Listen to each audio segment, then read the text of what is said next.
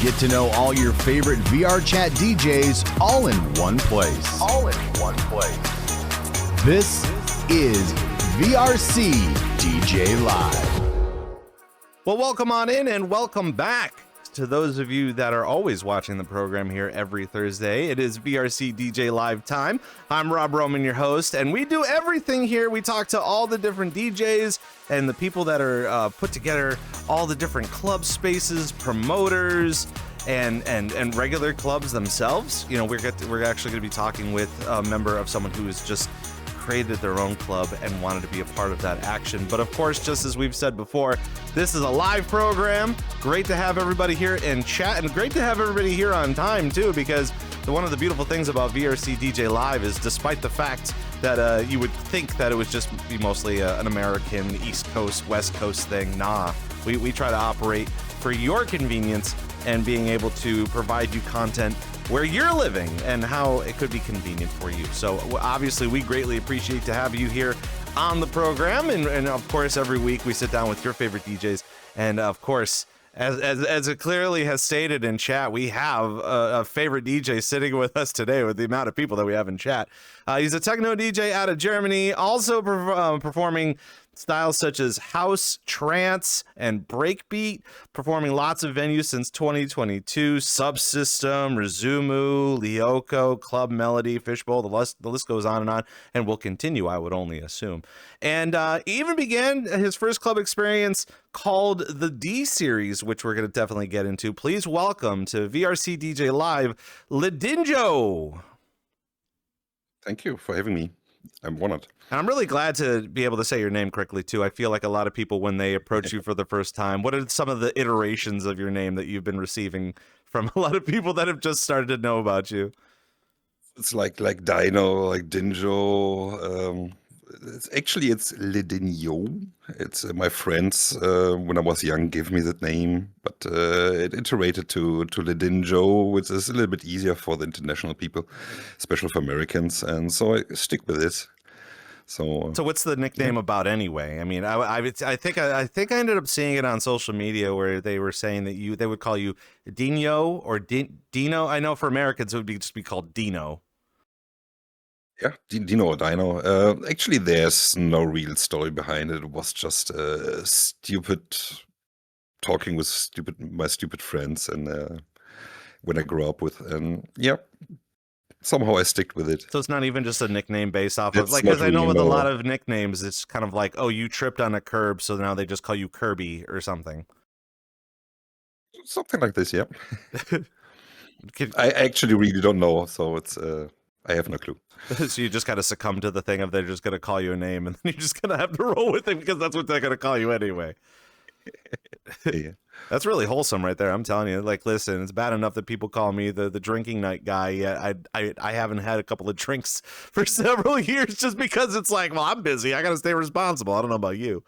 But Yeah. great to have you here on the program finally, and obviously you've been doing a lot of things within our community to spotlight. Again, I was able to catch you on Twitch the other day, and you had a full instance of people just rocking out, and you were like, "Oh, don't mind me, I'm just DJing." Oh, yeah, it was a little bit awkward moment because I played a very weird song. It's called "Sexual Harassment," which is just a meme from maybe some guys know the DJ or Mr. Oizo, who made the flat beat. And then yeah, it's like he made a movie, and this was a quote of inside of this, and it can be misunderstanding. And I was a little bit worried. Oh God, I play this song, and he just joined me. No, what is that? This is the But best way. yeah, You got to it's, spin it in a good way of just being like, well, this is fine. This is what I do. This is what you got to engage yourself with. yeah, it was at the moment was just having fun, and the song is really ironic. Yeah, ironic.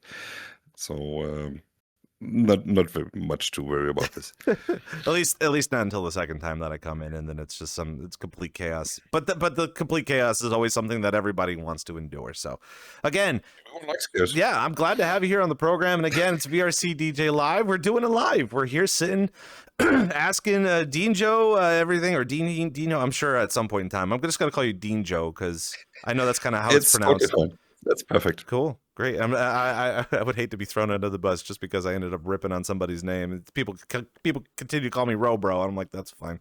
But again, this is a live program, and we got a lot of people in chat. A lot of different questions. If I would assume that if you have any questions for our guest, feel free to just, as we continue on with the programming, let us know some of your dire questions. And because this is the time, man, this is the time where we get to sit down with your favorite DJs to ask them all sorts of things. And even so, as we kind of start off the program a little bit, I want your opinion on it. Ever since your involvement into VRChat, there's been just a lot of DJs, new up and coming DJs, a lot of people wanting to become DJs in VRChat. What's your opinion on the influx of the amount of DJs that are interested in coming in here to just kind of even try to do the DJing? Oh, it's a lot of amount of people which joined VRChat and they saw the race scene, and it's good to see that many people decided, so hey, I want to DJ, I can DJ too, or I want to DJ too. So that's actually the best place to start with, whatever genre you want to do. Because it's so open-minded in here. I heard so many new styles. I had absolutely no clue about their existence. That's totally crazy. So let's go. If you're interested in doing this, why not? That's the place for this. It's pretty fun also to note that while we are kind of going into summertime and kids are out of school, and obviously I would assume at some point in time they either have an Oculus or either the 2 or the 3 or the Pro, or just having downtime anyway to come in to explore the scene that we have in here. It's always fun to be able to find new people to come in and learn about, even like trying to become one of their favorite DJs that have done Ultra, Tomorrowland, or EDC. Despite the fact that equipment is very expensive to begin with. And then just sitting there and just being like, well, I got a rinky-dink tiny console to kind of start with. It's a little intimidating, I guess, when it comes to like, well, can you actually perform with something so small? Yet that's kind of the main basis of coming in here to perform as a DJ anyway, is that you do have to start small. You got to start somewhere, and you may not get the response that you're looking for right away. Yeah, my opinion is, beside I know last week Murdoch's had a different opinion about this.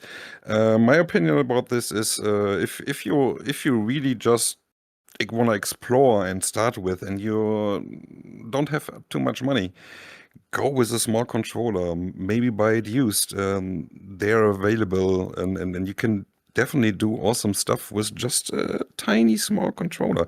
I know when I was there when Rose in VR was DJing for the first time. I was present at this time, and she was so happy. She bought the smallest Hercules controller that was available. It doesn't even have some separate faders. It just has the cross faders. It's I don't know. It's like the tiniest keyboard you can ever get in just as a DJ controller, and she made it. It was awesome. And then it's later, if you decided maybe I want to go bigger, or I will do it regularly, you can also later decide to buy a better equipment, depending on what you want to do, where you want to end up, or what's your goal. Because it's always, I mean, eBay is available, or Craigslist in the US. You can set it in there and sell it there. Why not?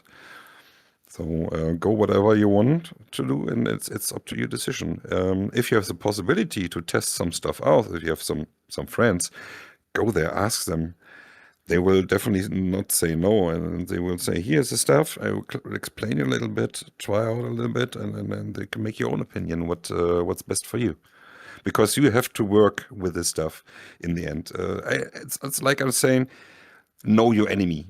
Because the controller and the software is always your enemy. It can crash, it can whatever happen in the time. You have to know what's happening in the worst case, when something's crashing or a song is not loading correctly. You have to find a way to keep the show rolling, you know? I think it's kind of quirky within our community in general, is the fact that like we'll recommend a smaller console, maybe like a $200, $300, $400 console just to start with.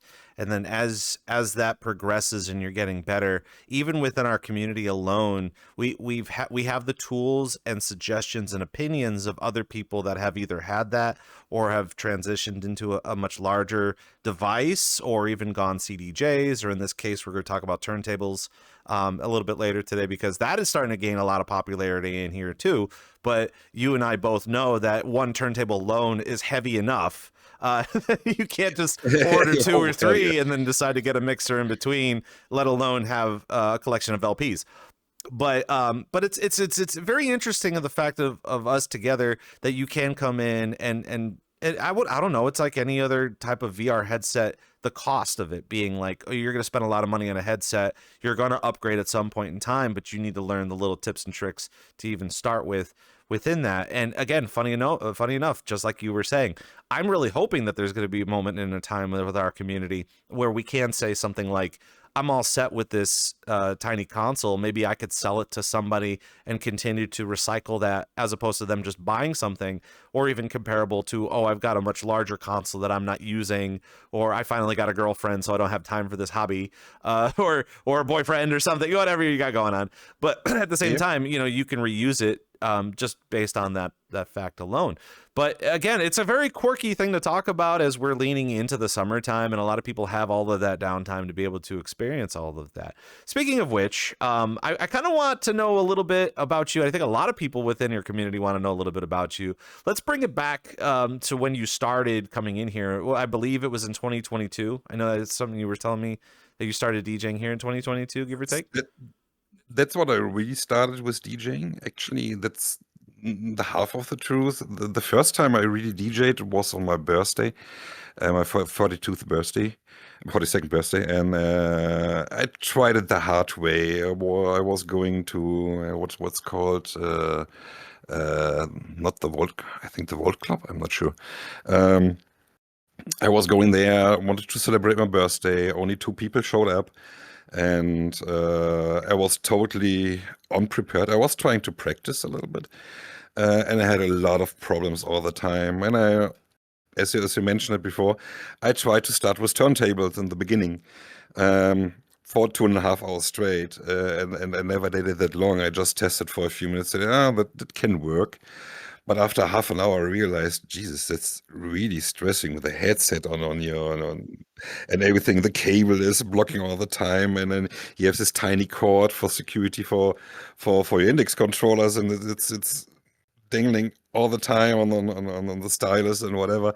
So you have to be very careful. And after this, I said, okay, you have to practice a little bit more. So I waited actually almost 1 year later. Also because of the fact that I had to work in a foreign country. I was sent to India for almost half a year, and but I was able to get some money, and I had a lot of time to think about. And I think, okay, when you come back, you got the money for here. You have no use for spending it, so you invested in a proper controller. So I bought a Traktor S4 controller and a second Technics turntable, which I only had one, and the other one was the crappiest, cheapest thing you can ever get. But that's what I really started in the very beginning, back in the 90s. So I upgraded a lot, and I tested a little bit, and I think we'll come later a little bit. So when the time was and when I really started, when the point was, okay, let's go with it. And I will do it regularly in VRChat. Yeah, but that was actually the time when I decided and started to do this stuff. Again, it's also very interesting, and we kind of take that for granted, especially when we come in here to see other people perform. We see them perform, and we don't really take into consideration what they're performing on, or if it has any added skill to it. I know personally this year I've been seeing some DJs actually scratching while in VR, and I've been, again, I want to get to that point where I'm running up to the table going, how are you doing that? And what are you looking at that I can't see? Are you actually doing it, and is it real? And so a lot of that, it's a good part of the mystery that feeds into, what other things can we possibly be doing? I know one of the other hot topics is the fact that, like, if you have the Quest 3 or a little bit later, that you can use your hands instead of controllers, and you can lock your hand position, which again is super interesting when it comes to this sort of stuff. Yeah. Only because of the fact that we have like headliners that do EDC, they're posting videos currently about them like goofing around with a VR headset as if it were like the latest technology, but in reality it is. You know, people are actively doing that, and it's very impressive. Yeah. Speaking of which, again, like you were saying, learning about your consoles, learning about the turntables into VR and stuff like that, where do you see your progress in the past couple of years, even leading up to now? I mean, I would assume that you have some progress and some foresight on the things that you have accomplished in here. There was a lot of progress, which I, to be honest, still can't believe that it's true, and that this stuff happened. And when I was starting, it was actually out of nowhere. We was at the party from Obake TV. That's actually the way where I started seeing that, oh, there's kind of to do the possible thing that to do this in VRChat, because he was just doing gaming and in between some turntable on Twitch, but only on Twitch only. And then he started, hey, I'm playing VR sometimes here too. Let's do a party in VRChat. It's actually possible. And so I had all the stuff already, but I didn't use it for a while. Just played Beat Saber for myself. And then I decided, okay, let's join. It could be very interesting. And I saw it. Everyone was sitting. Everyone was goofing around. I said, yeah, it's a little bit different than I thought, but yeah, why not? It's interesting. And then I stayed a little bit longer, tried to get in conversation with other guys, which I just know from chat before, from the Twitch chat. And then I was thinking, yeah, that's actually very interesting. And then he used since then he used to do it a little bit more often, and we joined too. And then he had got invited for Just Party, which also was invited here earlier. And that was one of my first parties. Also, Apu's The Station was also my first parties. The Lit Club, he was also all invited there. And then I got the really feeling how the rave scene in VRChat really could be. And I was starting thinking, you started back in 1997, and you just do it for hobby, and just maybe once or twice for friends, in front of friends, and that's it. You just did it all the time for yourself, and then you leave all in the rack for more than 5 years. So Did you why not did you starting figure again? out that like you were finally in the future when you were DJing here? That's kind of what it seems like you were thinking back in like 1997 when things were like a thing for friends. I literally felt like I was 18, 19, 20 again. So back in the time. So and I wished I could have the possibilities back in this time which we have now, because in the area where I live, we had absolutely no clubs at all. We had a punk club, a very small one. It was not a very good one. We had a very big discotheque, but it was hard to reach. But I was sometimes there, and saw some great DJs like Steve Mason from Great Britain, who had a radio show actually at this time, which I was hearing every Friday and consuming literally, and still try to reconstruct every set. There's actually a website existing for this, for other people try to reconstruct every single set he made in this radio show, which is amazing. And everyone is figuring out what was this track. Oh, this was a bootleg of this, bootleg of that, and that was kind of my beginnings. But I never had the chance to say, okay, I bought these turntables. I have some kind of awesome records, and can I play there at your place? But because there was no place, that wasn't existing. So all I have to do now is just turn on my PC, start VRChat, searching for a club word, and in worst case, I can go to the Orion Club. Put my link in the player after a little bit figuring out how OBS and stuff is working. It's kind of easy. And then you can just start there. And that's what I did in the beginning. So one or two friends, when I started regularly, they joined after some time, and it constantly growing. And I learned a lot of amazing people in this time, like Helix, Katie Cat, which is not a DJ, but she was building some weird worlds. Sorry, sorry to say this, but I was actually invited to her birthday party to play for her, and I was she just finished the world and said, "What do you think?" I think, yeah, that's amazing. It was a Mars world, just for her birthday on 4th of July, and I will never forget it because I played there, and I learned so many other people's, like knowing that Lost Melody, the owner from Club Melody, and she instantly said, "Hey, this dude is playing techno. I need this guy. I need this guy." And she immediately invited me to the next party. And after I played there, she immediately made me to like a staff. I said, sorry, I didn't ask for that. I have absolutely no clue what's going on. But I was at this moment, it was like a break point for me. It was literally throwing in the whole rave scene, and she knows so many people, and know other DJs who played there, and it literally go from the small curve, like shooting up. Here you are, and now start and do your thing. And I tried my best to compete. To be honest, it was difficult, but it was very interesting time. And yeah, still, it was one of the best time of my life, and it still is.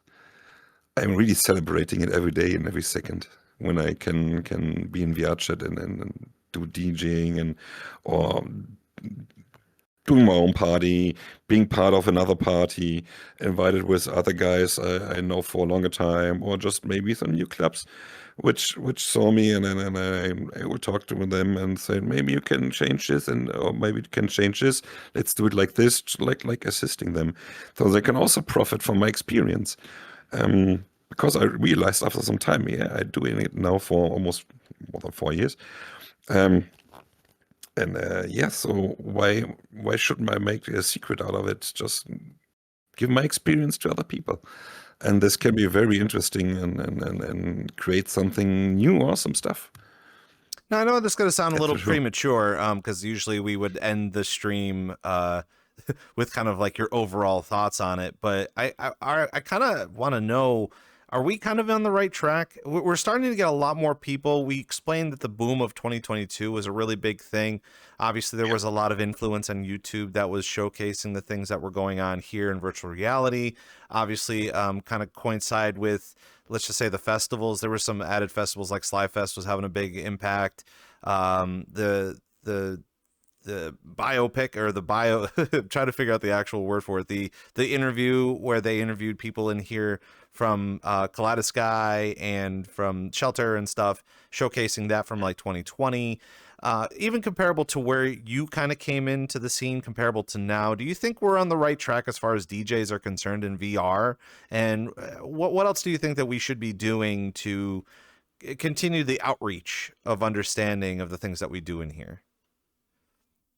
Actually, I think we are on the right track, because, as you say, the boom was in 2022, but actually the boom was later also, and it continued, and it's still growing because of the boom of 2022. Some more clubs opened, more people got interested to DJing, so the demand was extremely high at this point. And the demand was given to the people, and so we came to 2023, and some other DJs or other people decided, okay, let's make also a club. So we had then the problem that we was exponentially rising with the clubs. So many clubs opened, and it's like a wave, or every year, which is, okay, we get more clubs, then we need more DJs, then people come on, and then we get more DJs to fill this, and then the next year it continues, even more clubs. Some clubs maybe give up, maybe have the make some wrong decisions or said, it's not worth the time or it's not my thing, which is totally fine. They got the experience. But also some people say, I'm too old for this stuff, or my life changed, my real life changed, and I got a wife or a husband now, and I have to focus more on real life stuff. It's constantly changing, and sometimes it's very hard to get an overview what's really going on in VRChat with the rave scene. And so it's good to not only have just the party hub from Captain Duck. It's also good that we have now the VRC timeline, which give you the perfect overview what's going on. So sometimes you see this list is going on and on and on and on. How much you have to scroll it down to get to the end? It's amazing sometimes. And it's sometimes it just shoot out of nowhere. So when 20 people decide let's do a pop-up at the same time, you just look at your friends list and you see what the heck is going on today. That's ridiculous. And I think it's good to see that the rave scene in VRChat constantly is growing. I know you were saying at the beginning of this the answer of the question of the fact that, like, while the boom of 2022 was a big thing, that you were kind of alluding to there being another type of boom happening, not even now, but like within the same pocket. Do you think that we're still going to get a huge influx? I know, again, the popularity of the rave scene in VRChat is starting to explode. Everybody's wanting to get a piece of it. Everybody wants their limelight and all the other stuff. But like, where do you consider we're going to be getting another wave of people? Is it just going to be the summertime, or has that already happened already? Actually, in the summertime, it's like we call it in Germany. It's a summer hole where nothing is really happening. Everyone's touching grass, so you can definitely see on the user counts in VRChat that the numbers are going down. So many clubs decide to do a break.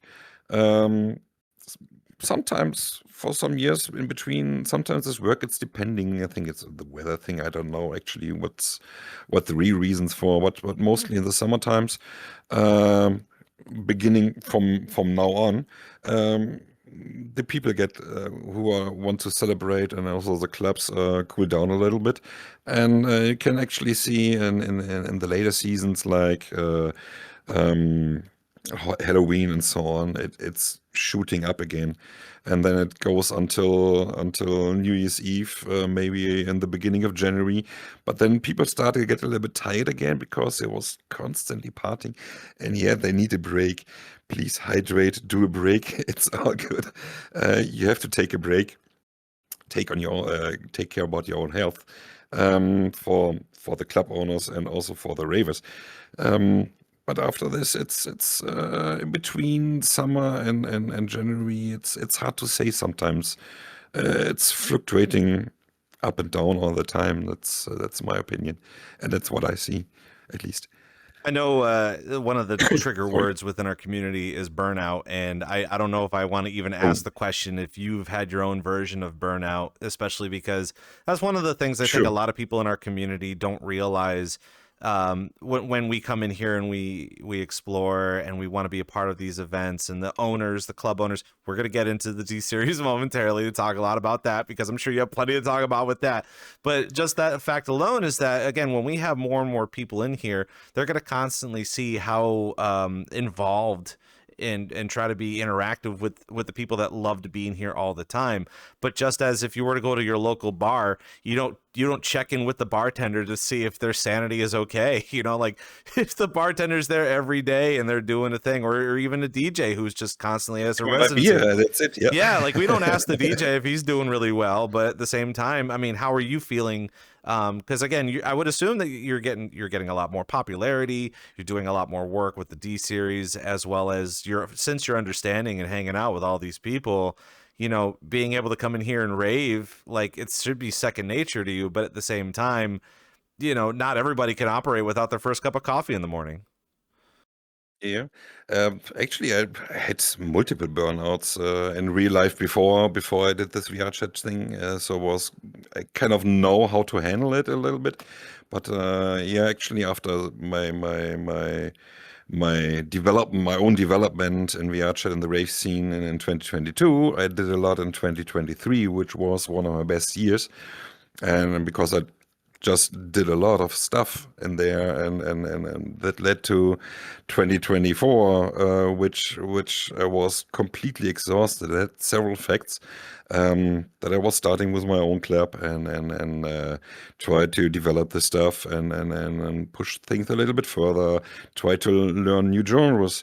And try to start VJing a little bit and to make it more interesting and not just with a static view for the video player, which is almost everywhere, and to get more opportunities in different places to play there, because they're also demanding for visuals.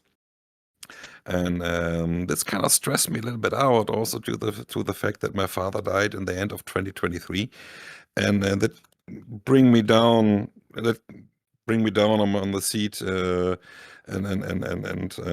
exhausted me a lot of in between. It was a very tough year before, and I just was, yeah, I just was kind of working for almost a year in 2024. I Sometimes I came from a party and the next day I couldn't even remember what was happening. I just could only see it in my recordings from the stream. But I also realized that I created different stuff, which also led to make different stuff and genres I handle different now than I did before, which is also part of my development, and influenced me also a lot. Not really knowing it, but in the end it did. I know here in chat we've been talking a little bit about helpful tips for burnout, and we could touch a little bit about that too, because just like me and my staff have been kind of alluding to for the past couple of weeks, over the fact that literally starting right now until, let's just say, about mid-September, VRChat is going to, and word of advice for those people that are watching, is we are going to have a huge influx of festivals and things to do, and I guess festivals is the only way to really explain events, regular events. You know, we're going to be butting up against Project Community Fest happening very soon, as well as a virtual market summertime is going to be happening in July. And obviously, I know we're still in the process of discussing a Woo Fest for Wolfie and Wolfie's passing. So getting some tips that from you and your understanding. I know you were talking a little bit about like exploring more genres or taking time for yourself, but even in VRChat alone, it's very difficult because you want to present yourself the best way you can. You want to showcase everything that you do, as well as just constantly perform. You know, I guess that's ultimately every DJ's agenda and prerogative when they first come in here as a hobbyist, is to perform almost anywhere. But what are a couple of things that you do to fight burnout, even for the newer beginner self that you remember being several years ago? What are some helpful tips that you can provide? Some helpful tips are like if you think that you struggle a lot, and you have the feeling that maybe you play bad more, or you're doing too much, and at some point when you realize that you cannot keep up with the things you want to do, but you have to do, or maybe you agree to this, try to talk honestly with a I think that's a moment when you have actually you're really low. So the best thing you can do is talk to the venue owners, explain them honestly. Listen, that's going on. I'm totally stressed out. I need to step back a little bit. I'm really sorry. Can we handle this? Can I cancel this, or maybe postpone it to a different date if it's possible? I mean, for a big event like festival, it's obviously not possible. But for smaller clubs, definitely that will be no issue. But please don't come in the last second. Um, try to do it a little bit early, because they also need to need to get a replacement to not to cancel, to get in the situation to cancel their own event. And if you try to talk honest with this, people are reacting different, and they will understand. And because I think many people get at this point when they're stressed out, and so they will definitely understand and say, okay, take your time, whatever you need, cool down. And the best thing is, after you did this, is just to let people know, maybe if you're using socials, listen, I'm out for maybe 1 or 2 weeks, just to come down and try to in best case to disconnect from everything, including VRChat, because you cannot escape it if you're still in the environment, which is stressing you out, especially when you also have IRL problems at the same time. So focus on the important things. It's definitely the IRL stuff.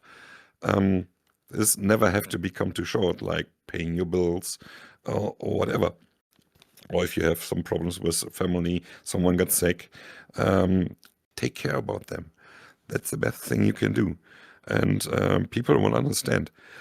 Yeah, people Sorry. people keep forgetting that VRChat is run off of electricity that you actually have to pay for. So genuinely, if you see lights going out, like our office lights are on, someone's going to have to pay for the electricity to keep those on, despite the fact that they're on all the time.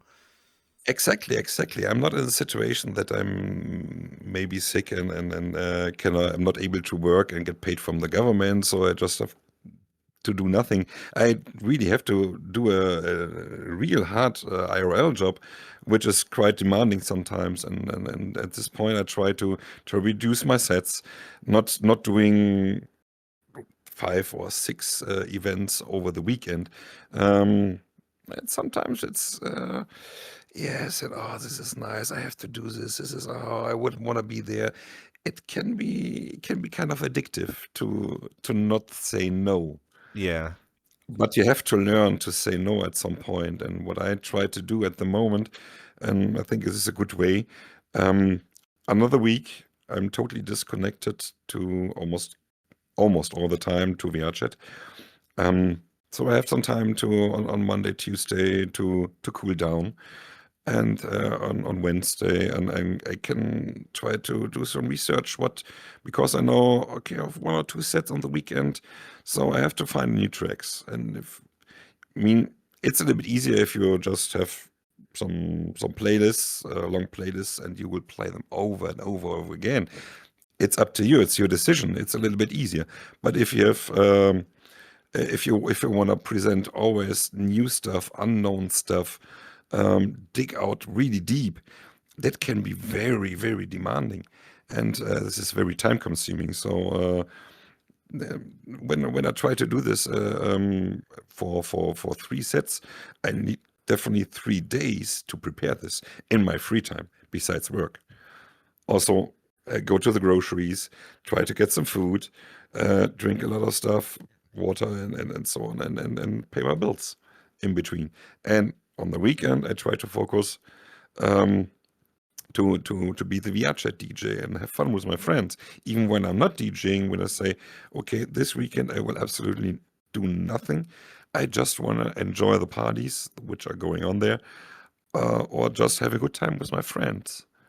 You make a really valid point with that too, and I think a lot of people disassociate that because originally when they're thinking about fame or understanding fame while they're networking and people are saying how popular you are, that's all you're going to feed off of for the longest time is people's energies, because that's delicious and that's what's fueling you.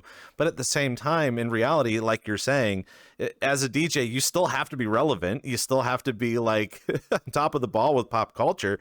You need a little bit of downtime to be able to explore some new music and relax a little bit. I mean, hell, even sometimes for me, what I find, it's the hardest thing to do, promise you, is I take my phone and I hide it. I take my phone, Oh I yeah. put it in my bed sheets, or I put it in another room, and I forget about it. So, I mean, obviously, I'm frantic around trying to figure out where my phone is. But the downtime when I'm not using my phone, I'm not proactively thinking about my phone. And it's so difficult to discuss that type of topic in VR chat alone, because when you do come in here, you're feeding off of everyone's positive energies and the energies that you've been craving and desiring, especially when it comes to the DJing part, because like you said before, you could sit in your bedroom and have your headset on and literally be almost anywhere in the world, and you forget that like you have to take some downtime to drink your water and the obvious of touching grass and whatever. But in reality, I get, I don't know, maybe like 4 months in, you're playing the same stuff. Everyone's going to get a little bored of it at some point in time. So you do have to do yourself a little bit of a justice to come in here, see some new DJs, some new talent, or even kind of prepare your sets for a longer period of time. Which we're going to kind of transition into this next topic here, because I feel like it has a lot to do with this, is the fact that over the past several years, we've been collectively, as an entire populace of the earth, of the people of the earth, kind of coming together and learning about each other's cultures and music and how we deal with these types of things. And one of the things we're still trying to understand and meld together is having, the Europeans and people, from Germany all the way up to like the Netherlands, and from like France and all that stuff, even kind of cultivating over on the East Coast, West Coast of the Americas.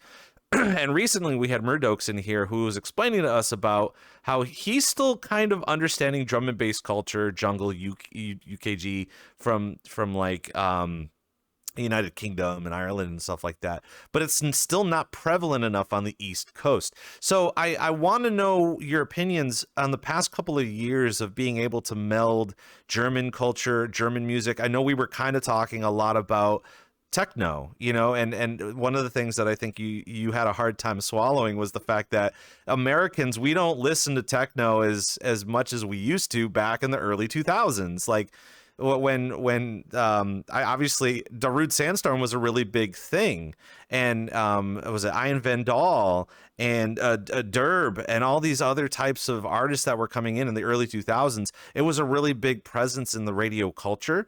But then we've kind of we've moved on, or in this particular case in VRChat, we're strictly kind of still trying to figure out drum and bass and trying to figure out if it's a popular thing or if we genuinely enjoy it.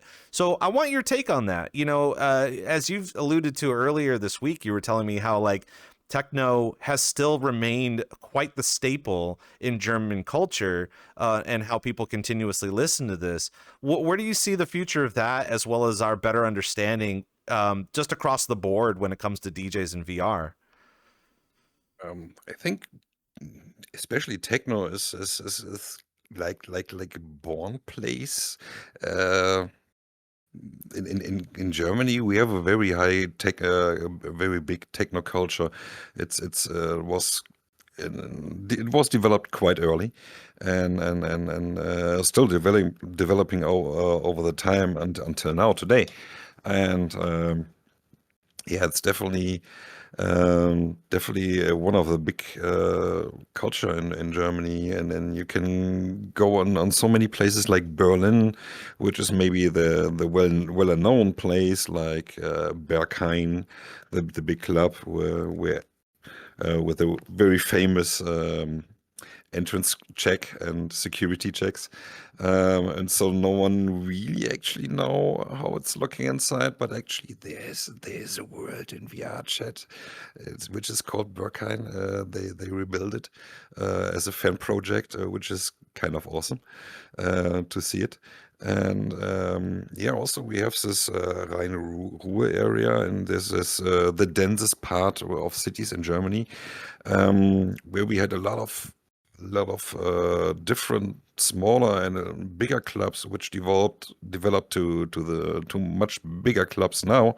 Some are still existing, some don't existing, but there you can see the culture of techno and the music industry around techno is developing quite fast, and it's going in any directions, back and forth all the time. So it's sometimes hard to compete with it.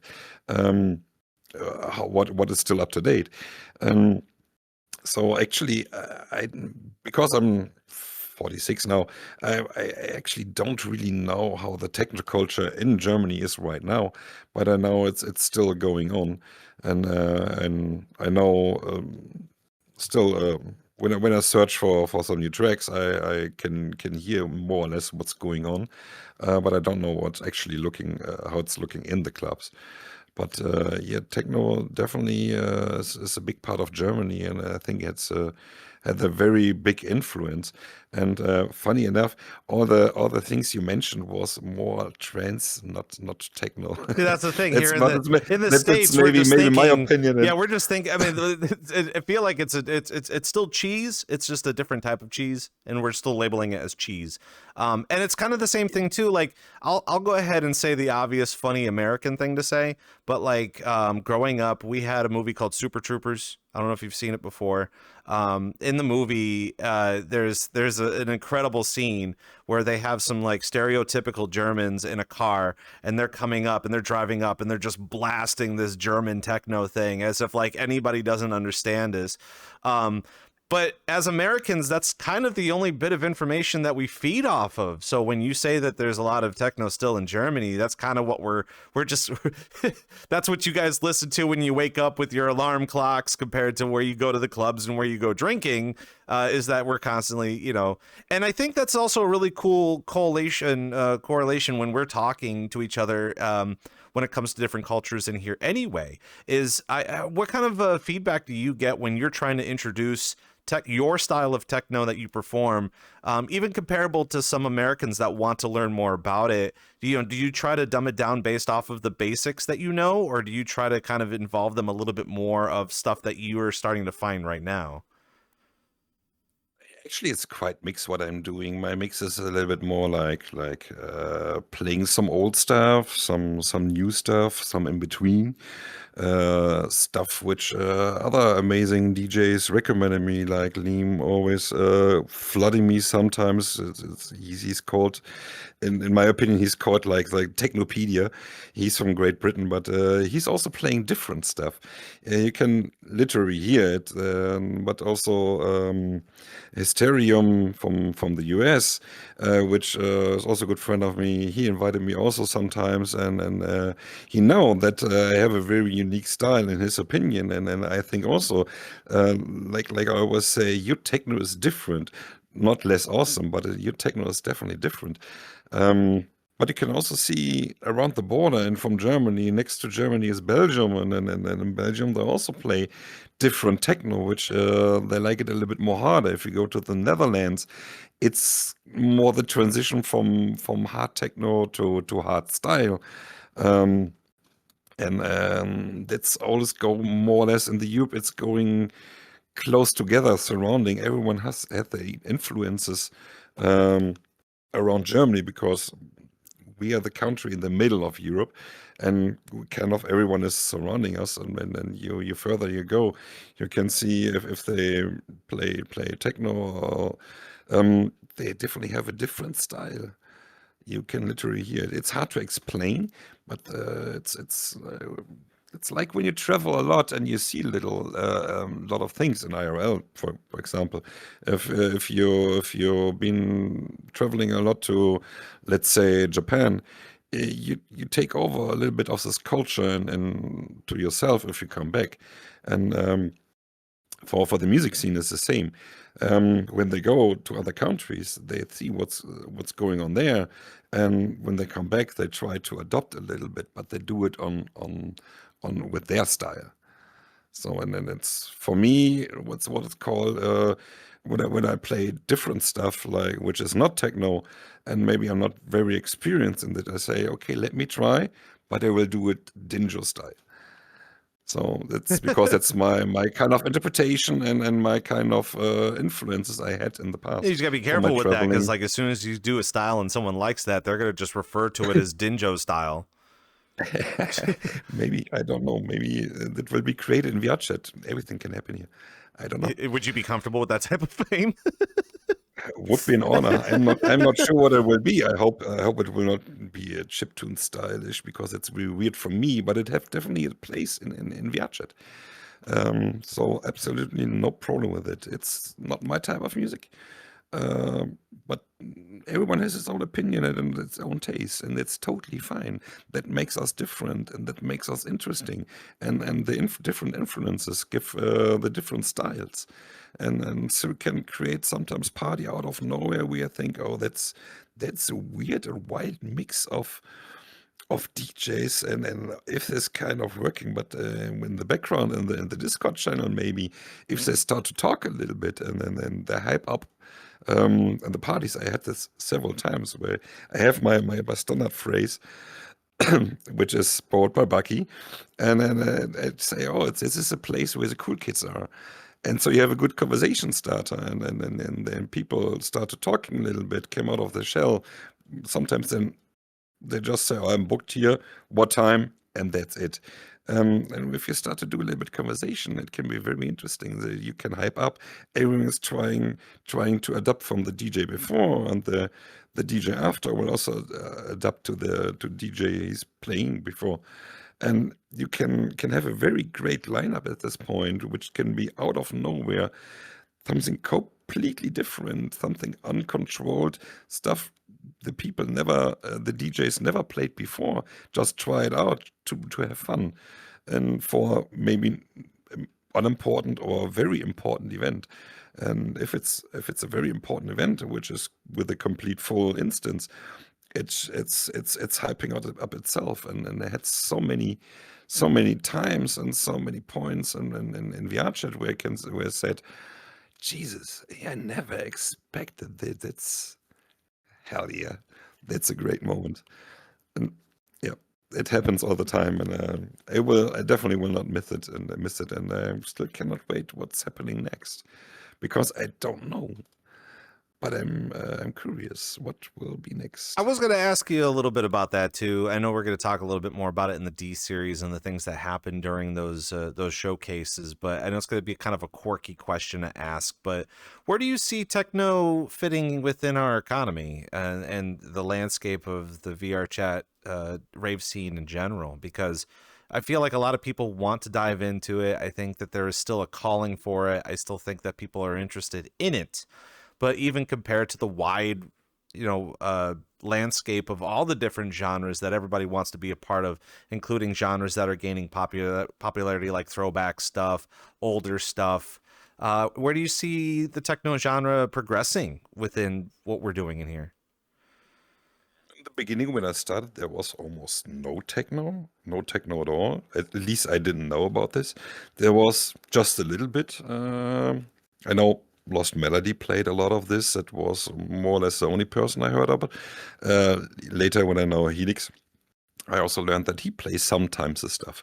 What we had, especially in Europe, was drum and bass, UK garage, because there was 10XX, there was a Jigsaw, and all the popular DJs doing more or less the same. Hey, he's playing good stuff, and I will do it too, and I will do it too. And so we had this joke. Oh, there's a drum B instance. Let's go to the next one. Oh, they play actually the same, and you go to the next instance. They play the same again. And in the same order, accidentally. Did they copy each other? I don't know. Yeah, like the top 40 it hits was of drum and bass that everybody was performing. I mean, if you're new, especially, you think, oh, I will play all the bangers and only the bangers and only the bangers. But if you play only the bangers, everyone else is doing. Most of the people do it too. So maybe try to go the other way and do the unusual stuff, because this can be much more interesting.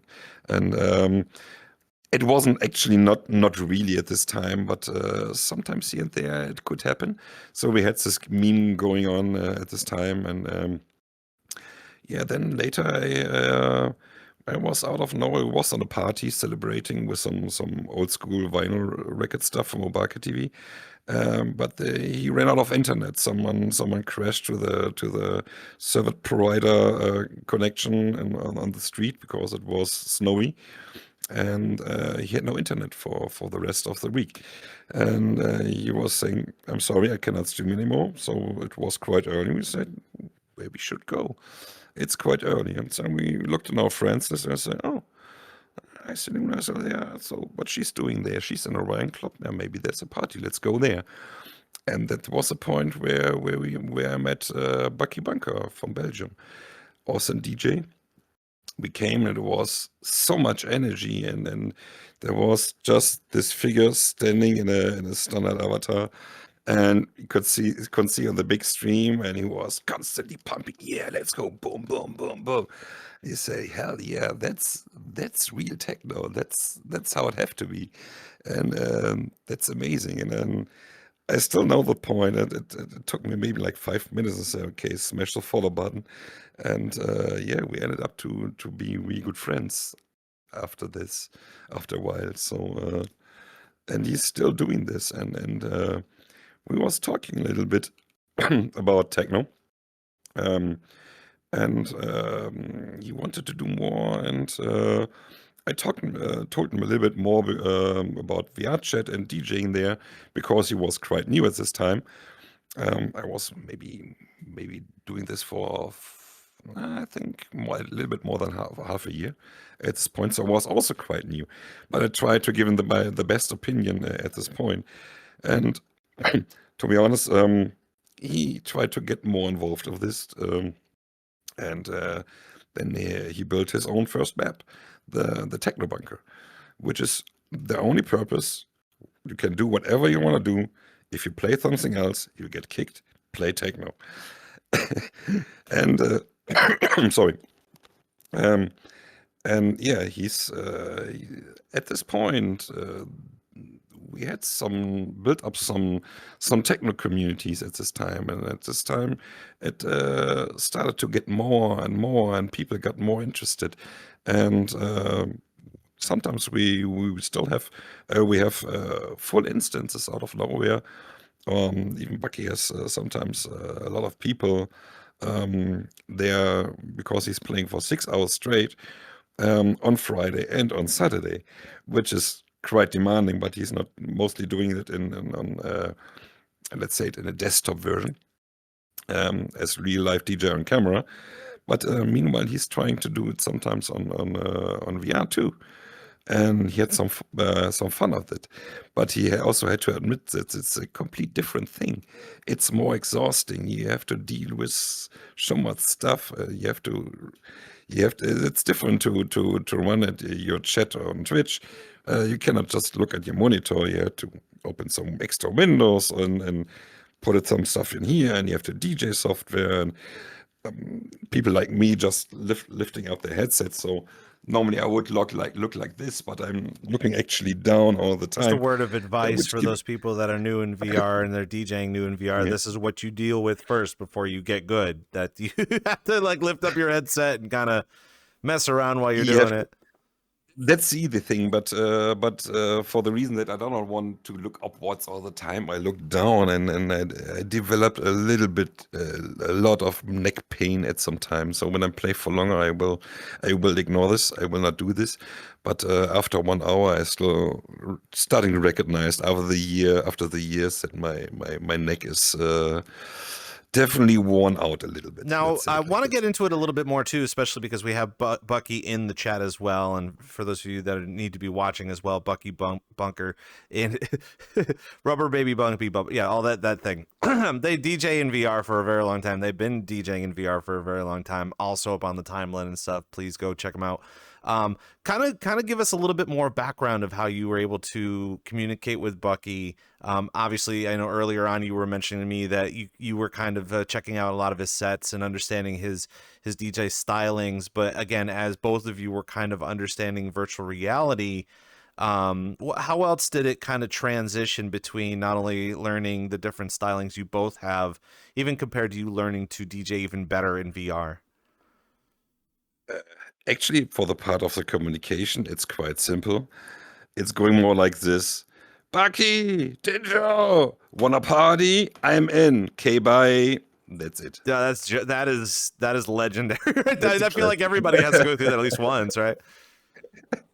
It's amazing. It's he started at some point with it. And it's I don't know. It's the only guy, and he's so positive all the time. He's definitely just an amazing guy, especially if you know him in person, which I had some opportunities because he started to make his own IRL party once a year, the Bunker Fest, which is almost every time in November. This year, by the way, you can, if you're in Europe, you can still buy some tickets. Um, um, but that's more like we communicate. Sometimes we give some background information, when you have some problem with his world, he asking me something, and I try to give him my best opinion, other opposite too. And I think we have a very good connection, but actually we're not talking so much. It's like we understanding kind of blind. It's developed really quick, and it's hard to say.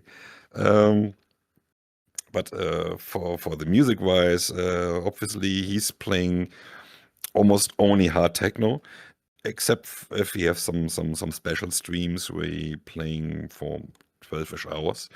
So we'll start with some house, go into peak time techno, and then into hard techno, which is meanwhile, because it's kind of the style of hard techno, going almost to the hard style stuff or hard techno very fast with hard style elements, which is a little bit way too fast for me. The only fast techno I'm playing is Schranz, which is not. It's a long story. It's not really a genre. It's just something when in the 90s when Chris Liebing, the DJ, the famous techno DJ in Germany, he say, "Oh, that's Schranzing," and then it was like a call out he made in a radio show, and it's people adopted to because it was a special style of techno, which hadn't the name at this time, and so everyone thought, okay, this is a genre Schranz, but it isn't. Schranz never was a genre. It's just a call out from Chris Liebing in a radio show, which is quite interesting. But this is the style is very fast with some hi-hats, fast hi-hats, and going up to 160, 170. That's the fastest I do normally. I'm more comfort with 135 up to 145, maybe 150 BPM. That's more my place. And when besides techno, when I'm playing, maybe when I'm doing some house, or some chill stuff, I go more to 120, 125 for the chill stuff, maybe up to 80 BPM or maybe a little bit slower. It's depending. I'm still learning and exploring this stuff more and more because especially with Rave Aid, which had the purpose every second Sunday to have some chill events, and also for an advertisement for that what they're doing.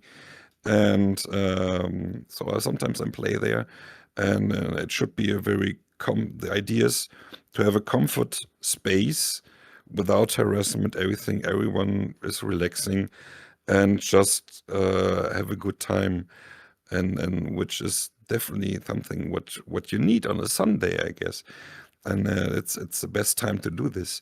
So just some chill, relaxing music, which kind of more developed. Meanwhile, like to do some very awesome stuff. It's more like a listening experience, also too. So you're also very invited to go there and just listen to awesome music, which is quite calm and has a very unique style. Especially the last shows was very unique, and it's a very great show. It's VRC DJ Live. We're sitting here with Dinjo, and of course, it's a live program, so you're more than welcome. Everybody is doing nothing but hearts and amazing things for you, bud. here on the show, and talking a lot about the upcoming events, and talking about, especially with Rave Aid, our friends from Rave Aid, discussing the different types of events that we can be a part of and get more engaged with. I want to talk a little bit more about Bunker Fest and all of the different types of German related events. I know he's from Belgium, but like, at the same time, in that little pocket. And one of the things about these types of events, not only having stuff in virtual reality, but having other people from outside of where your culture is to kind of come in and explore a little bit more. I know at the beginning of the week, we were talking about Devotion. We heard that Devotion might be coming back in August, and that last year alone was just a massive lineup with a huge community of people that come by, hang out, talk amongst themselves. But I did have a friend that attended it, and it was basically explaining, Rob, what are you doing here? Everyone's speaking German. You're not going to understand them. And I'm like, I'm sorry. But at the same time, I feel like even within the VRChat community, we do want to do a little bit more of exploring and getting out of our element to understand the music. And while techno, everybody can listen to everything and enjoy everything, there's a certain taste for a certain thing. So in your opinion, when it comes to things like Devotion, Bunkerfest, or even having some other German meetups where, again, it's a weird influence of like, we don't understand German, how can we be more involved within the community and understand what is something that we can begin to learn and understand and enjoy? Let's just say if somebody from the outside wants to come in and explore the culture outside of the standard, everybody, drinks and pretzels and all that other stuff. Yeah, for Germans, it's let's say like this, but I know other communities say this too. So the French community say, "Oh, we are a little bit weird." The Spanish community say, "Oh, we are a little bit weird." The Italian community say, "Oh, we are a little bit weird," but we Germans also very weird.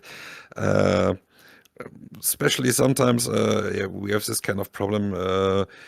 Sometimes I think German people are lazy to not speak not German.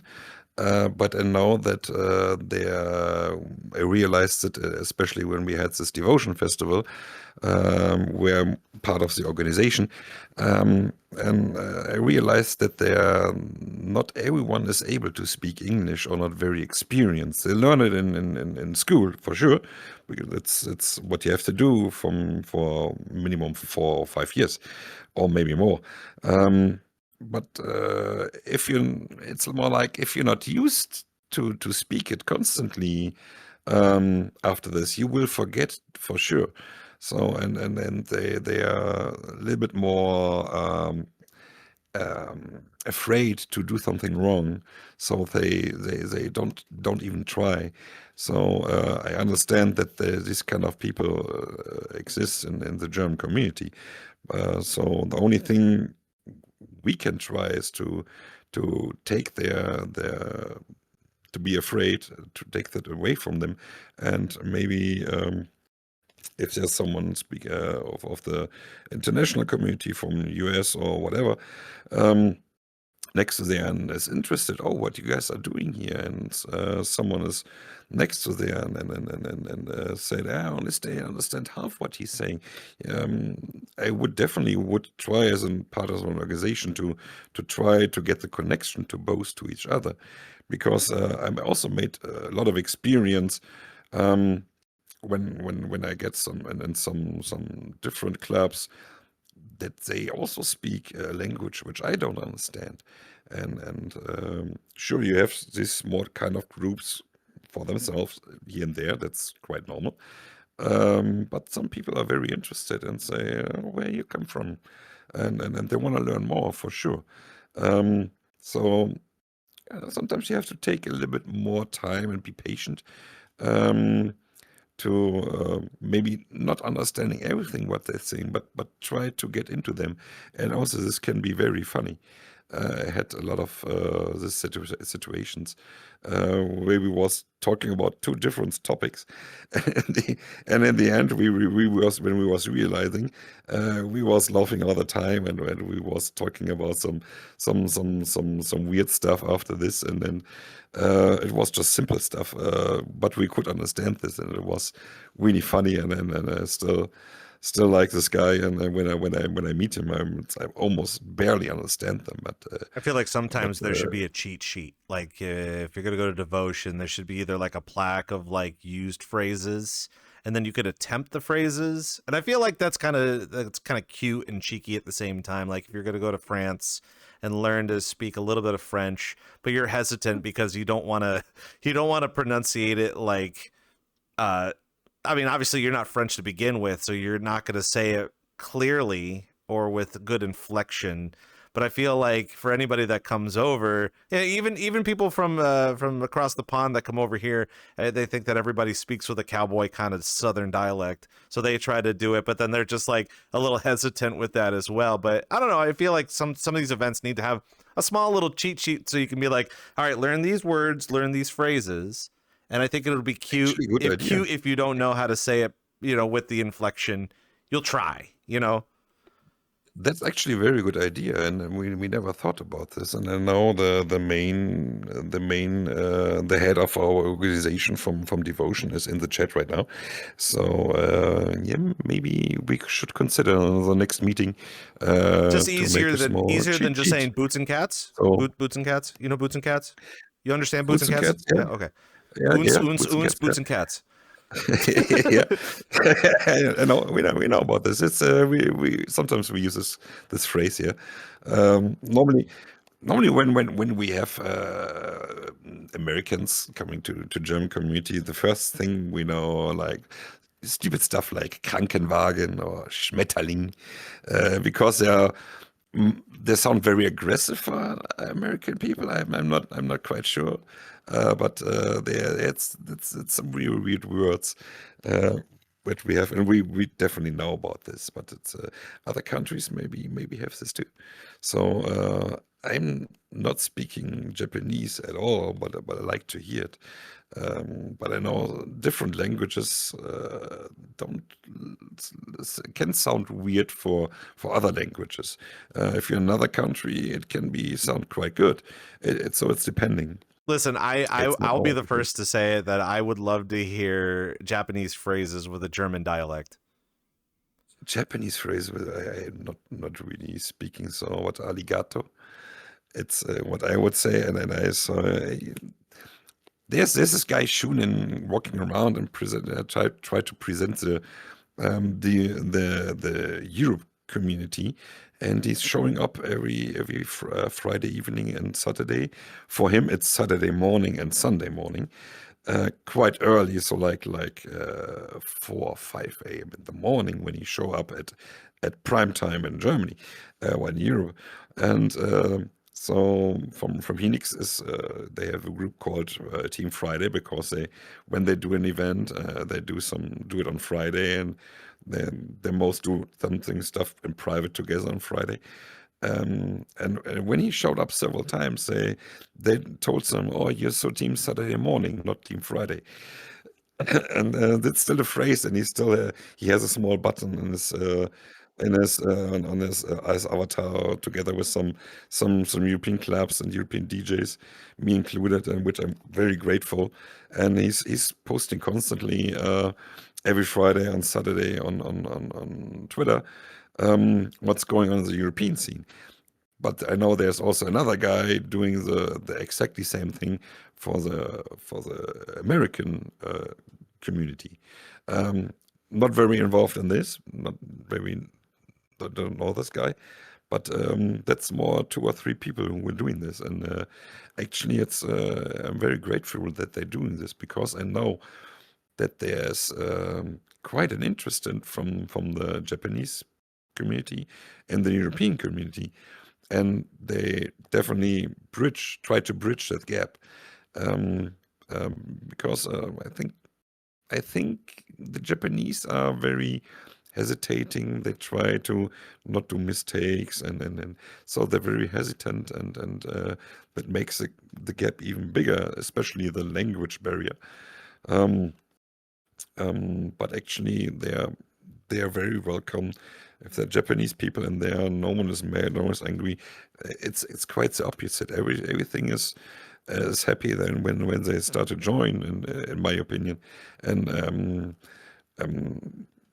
even when I started, Shunin was at some point just looking what I am doing when I had my one-man show, and still constantly is joining me when I stopped this and doing going from club to club, getting booked from them. And I'm still very grateful for this, because it leads to some people, like a group of 30, 40 people, which I know, which saw the tweets and got interested in it and say, hey, I like this music. I just try to join.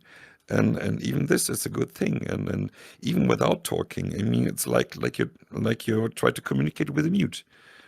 You can say, you can wave, you can jump if you're happy. That's the simple thing you can do, and they will do it back. And so you recognize at least more or less how they're feeling. And this is also universal. Thank you for joining. And to get help them, it's all the things you can do. Having that And there's so connectability many too possibilities. within VRChat has just been very welcoming, and there's one of the things that gets kind of thrown under the rug when it comes to a lot of other hot topics in VRChat, especially within the rave community, is just that fact is that behind the scenes we are all collectively coming in to enjoy music. And that's the bare bones of it. It's just we're coming in to not only explore that, but also be able to explore other people's music and musical stylings. I know one of the things, not to self-promote here, but when we had VRC DJ Radio, we had nothing but really amazing feedback on all the different music and mixes that we've had on for that entire 24 hours. And honestly, too, I can't remember the last time I had so much enjoyment to sit there and listen. Not the entire 24 hours, mind you, I had to sleep, but like the amount of time that I was up working and just kind of lurking and listening to all of the people's mixes, like it's so wonderful to be able to see that collectively we can all get together. It doesn't matter on the translation and all that sort of stuff, but being able to relate based off of those types of things. Leaning into the fact of like the matter of the D series, and it's kind of one of a big old passion project that you put together and you had cultivated throughout the past couple of years, that you were being a part of different clubs and different environments in here. Tell us a little bit about what you were looking to hope to make with the D series, how it started for you, and where do you think it's kind of heading in the future? Actually, for the D series and my first event row I have, the gyroscope, which is this map has some 3 rings in which can rotate like a gyroscope. So it's in 90 degrees angle. So when one ring is moving like this, the other one is moving like this, and inside there's another ring which moving in the opposite direction. And I had this strange idea. Before I started with DJing in VRChat, what it was just an idea, and I had no clue how to do this, if this is even possible. That came after a while, after getting more into the rave scene, and then I started at some point. I said, "Yeah, this can be possible," and then I was, to be honest, since 2018, when I first got in contact that VRChat is existing. And people with the funny clips like all the famous streamer at this time, I was watching and literally consuming, and also I saw some avatar creators, which I got all my knowledge which I have now from Blender and the Unity stuff. Still struggling with it out of question, because a lot of change in the meantime, because VRChat is still developing over time, and it's getting more and more, and after which each update everything is broken, you have to fix it again, figure out how this is working, new stuff is coming, new technologies are coming. And then so I was in a situation where I said, now I can do the thing. And while I was building it and developing how I could make it work, new technology showed up, and I got this idea. Okay, maybe let's do like this. So I saw some people got some really light consoles. Someone made it, but I was not willing to pay the money, so I tried to figure it out to do it myself, to get some animation in the faders. So if you click it, you can see where, if you start an animation with it, where the animation actually is at this point, so we can try to time it, which was pretty unique. And meanwhile, got to a next level by another guy from Nina V2, which I guess thought in his world and in his project Vertigo developed it so he can really touch it and move the faders and do all the light effects and all the stuff. And that's a level I cannot do it. But Nina's totally into this, and it's great to see this. And I actually the gyroscope is now more or less my playground to put stuff in there, which I'm just messing around with, trying out some stuff, and but I have this main idea is still inside there. It's the rotating rings, which can have some other animations that can bend up, and they can do some wobbly sting with stuff after stacking up. But I also added some stuff like 360-degree visuals, which was at some point developed with a Pro TV Player 3, which is still in beta, but it's working right now for a long time. And also made some experiments, which is much harder to do, but to do 360 visuals in 3D mode. But there's actually a limit at the moment, at some point, because recently VRCDN limited the data rate, which is definitely needed for this kind of stuff to get a high resolution. So it's kind of limiting, and I have to figure out, because now it's looking more blurry, what you have to do and what you have to change in the world to make looking at less blurry. So I'm still trying to figure out, and it's still in development, and actually never had a story from the beginning, like a lore. But for after the last two shows, from the last two shows before, I start to get an idea what it could be, because there was some DJs from Factory, from the avatar creator Tori around. They had their own party with robot girls and growth cat girls, and some DJs was playing for me for there, and they brought some awesome ideas, and I also got the new ideas. And at this point, the lore start to develop. It's not finished now, but I have a rough idea how I could end this season, because it's more or less like a season-based event row, which is every 2 months. But I will try to finish maybe after in the next 4 or 5 shows to round up the story and to make people say, that's what your idea was. I hope it's working. I'm not sure. I'm not very good in this. At least I try. Yeah, I was going to say, like, on YouTube, I was looking at some of the videos that you've had of recent events between the gyroscope and Visions, both respectively detailed of which ones you were going to do. But both of those types of venues or experiences were just in outer space in general. So does outer space have anything to do with the lore itself, or were you just kind of envisioning, no pun intended with the visuals and the visions, but envisioning over the fact that, like, the music that's normally performed there is supposed to seem like you're in outer space? Actually, I had no idea what to put on the skybox. That was the original thing. But looking at it right now, it's more like it's for me. It's still to have this full VR thing itself, because I literally grew up when there was no cell phones, no mobiles. We had a telephone with a cord on the wall. that was all we have. And when you want to have some privacy, you was lucky if you had a long cable to go to the next room, Right. so your parents couldn't hear you while you was talking to a girlfriend saying, yeah, I like you so much, when he was young. So we never had privacy at this point because we didn't have the thing. But life was much simpler. But also we was in a different time, whereas like Cold War was a thing, and meanwhile with other stuff, I would say, yeah, the world is not over. It's just doing it again. So I'm a little bit more relaxed, a little bit more. I'm still worried what's the world's going on at this point, but it's different right now because I'm much older. Like my parents they also saw different stuff when they was young, and they also didn't have it easy. So the world is not over at this point from every little thing that happens. But this times was where I grew up was still influencing me because the end of the 90s, the beginning of the 2000s was a very interesting time.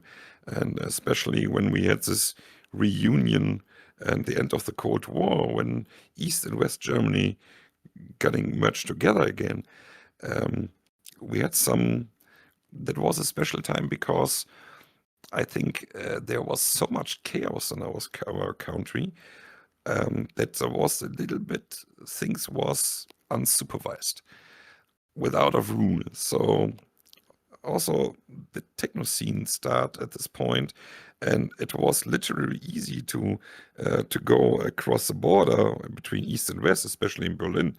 So what's with this old tower? It was just in the middle where the wall was, and this was standing free for over 40 years. What's going with this? It's not used. We don't know what to do with. So they just go there and do illegal parties, but selling with tickets, and no one didn't care. It was more or less like this, and then it's the big parties like the Trésor started there, and I know all the other big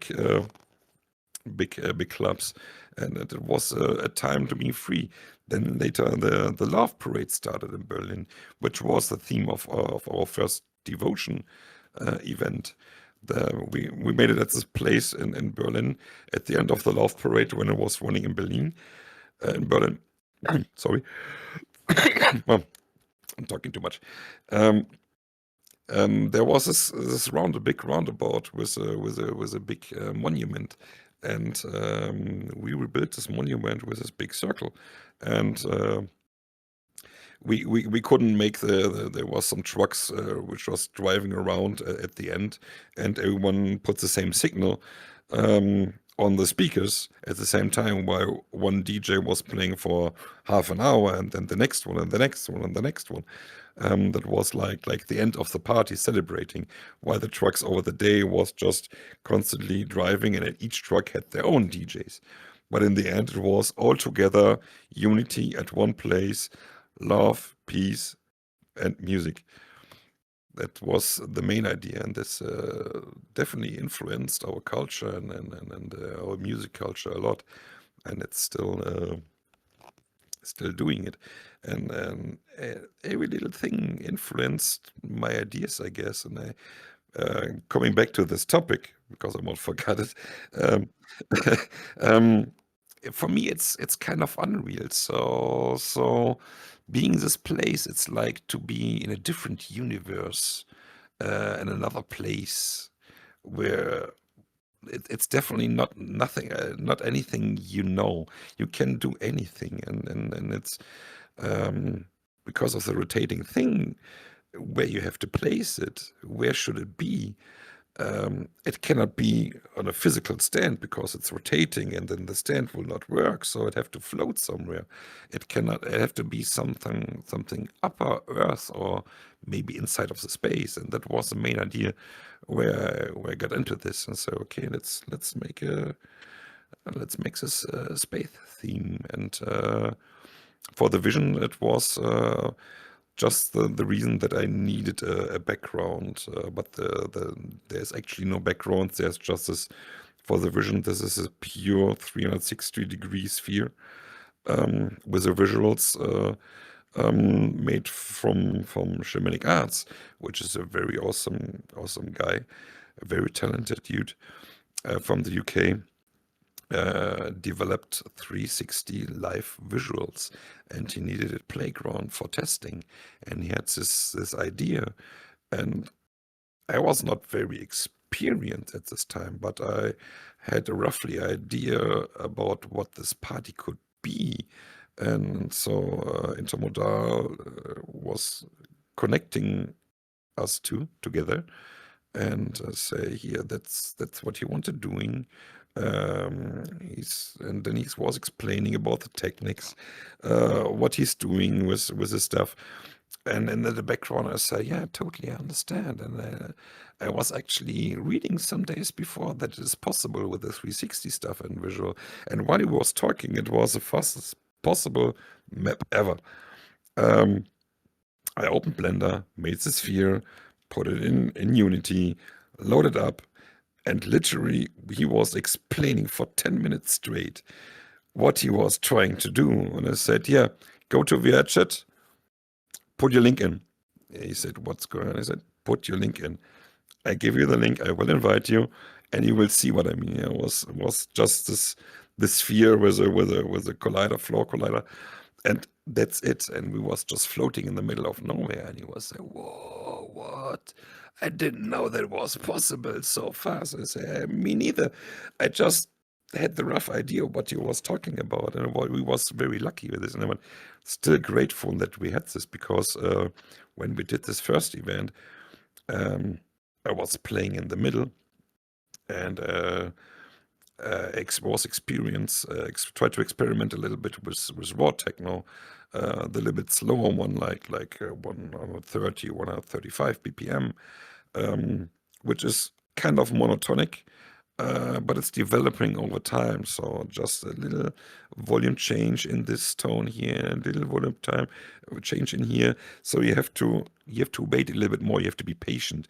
But then you realize, oh, it's you get to the rave and the sound, and the visuals rounded perfectly up. And then there was literally some point when I was playing, he had some visuals, and I had some random stuff from YouTube on my stream, and he was adding it. And then there was one scene, I will never forget this. I could see it on my monitor from the camera, and there was like a big hand in the visuals, but it was made of stars, so you could only see the shape from the hand, and it was literally going through the floor, going like this, and start grabbing and going back. And I was seeing this on the monitor. I said, okay, I had to put down my headset, forget my set for a second. What the heck is this? That was the amazing stuff I've ever saw in my life. Very talented dude. For the second show, I know the second show we had there was more the purpose. He was training a little bit more and made an IRL presentation in the US, but as far as I know, when I'm not wrong, he was not able to go there and to see his own installation. So we made a second show, and then he's tried to recreate it with other DJs, which all was amazing by themselves. We had different genres, and we also had some open decks, and we also made another pop-up in there. But that was the only times we used this map, and I hope we will do it again. I know there's a lot of development going in this, because doing 360 visuals is a totally different thing. If you do it in the correct, you have to do it in the round shape. You have to think like this, and then you can do. I mean, Collider Sky was a longer thing going on. But it's a different base. It's more like a 2D video, and the video is overlapping themselves to go to the sphere. And they can put something between a camera which is self-repeating all the time, what is going on the camera, and it's still rotating. It's a different type of stuff. This is really live visuals like you will do in in a dome, like the big dome in Las Vegas, I guess. He's technically able to do this. I highly respect for this, and it was one of my greatest experience I had in VRChat, because this was a new way of technology.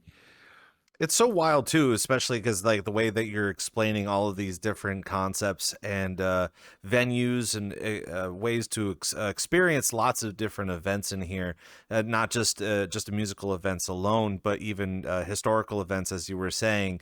Having just kind of a line down in Germany and how it was kind of everybody starting to connect again is super interesting right now, just because of the fact that there's so much hyper focus on all sorts of different things in here. Even when it comes to making venues alone, is that what are we trying to go for? More visual? Are we going for more audio? Are we going for more spectral? Are we looking for all these little things, like you were saying, with the hand kind of popping out and everything? What are we actually looking for? In reality, it's really based off of what everybody's like views on it is. Do you go to the club and do you experience it with all the visuals? Do you go there with friends? Do you go there for social drinking? Do you go there just to let loose and party, or do you just kind of go there as a popularity thing, or is it an art installation, like I said before? And the way that you were explaining it with those types of visuals, with the truck and the DJs and all that sort of stuff, is so fascinating to me, because we have the technologies now that we can aid in that sort of thing. It kind of goes back and forth, especially here in the Americans. We have reenactments with a lot of historical wars, and it's feeding the energies to the people that are so passionate about that type of reenactment or that type of war, to kind of get a better be able to digest it a little bit easier comparable to what it actually happened.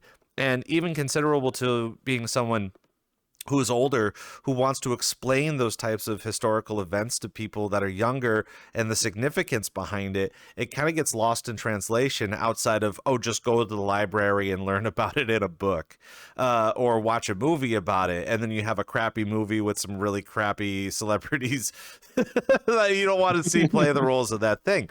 But even in the case of this, of just like, you have a mass country that loves a specific style of music, but having that dissonance between being able to communicate with each other regularly, let alone just kind of giving the middle finger to the government to say, you know what, we have virtual reality now. We don't have to go to the other side of the country to learn about each other. We'll just hang out here and have a good time. And, until the day that they get access to the virtual reality, they can come in here and cause problems. You guys are just celebrating and having a good time and making a moment of it. But that's the other thing too, is like, even if you can't historically go to that event and be there in person, you can simulate it in here as real as it's going to get. And that's one of the things about the types of events that we have in virtual reality in the rave scene that you can't find anywhere else outside of going to that place overall. And it's so unique and so understanding. So obviously learning about the things that you want to do about the D series and creating a lore or creating an environment that is unlike anything else that you've ever seen before. Obviously, you have a lot of people that want to back you up and want to be a part of that as well. And being able to just kind of cultivate that is super special in this scene alone. There's so many people that, excuse me, it's kind of like your favorite musical artist, or a musical artist that people like that you haven't heard of before. You'll find some people that will enjoy it. They'll tell you a little bit about it, but you won't feel how they feel until you are in their position at like the front row of a concert alone. There's so many artists that I've come to love nowadays that my friends loved, and I was like, what is this? I don't understand any of this. Like, you performing and the music's too crazy or whatever. But until I was able to just sit and reflect myself, that's when I was starting to be like, all right, I get it. Like, I understand where we're going with this. So understanding the fact of being able to draw in all these people to the D series and understanding that type of a concept can be a little intimidating. It might be a little ambitious. at first, until you start getting more people involved and understanding how all of that collective happens too. Same thing with devotion. I feel like there is a lot more to talk about outside of just a bunch of Germans speaking German. Like that. There's got to be much more to it than just that, and being able to integrate all those histories in it is super impressive. So kind of bleeding into the next thing is kind of an understanding of creating the D series alone is just the fact that like there's so many different avenues that people can generate social experiences in VRChat, whether or not they're like, oh, we're gonna go to shelter because it is the most they have the most people there, like obviously they've got the social bit down, or even compared with like Refuge or Club LA is still kind of doing a lot of stuff, or even Sanctum, even though they haven't really been doing too much. And then you have some people that go in there and it may not be their cup of tea, and then they leave and they're just like, well, I can make it even better club, or I can invite my friends and we could start a club.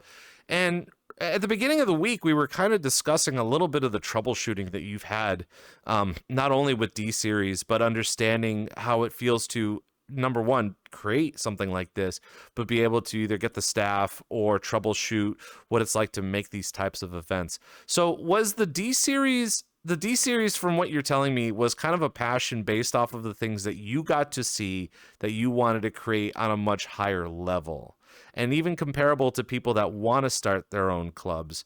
Where do you think that they should start with this? Should they be starting at it as if like they're trying to push passions or understand their passions and try to find people that have the same type of passions?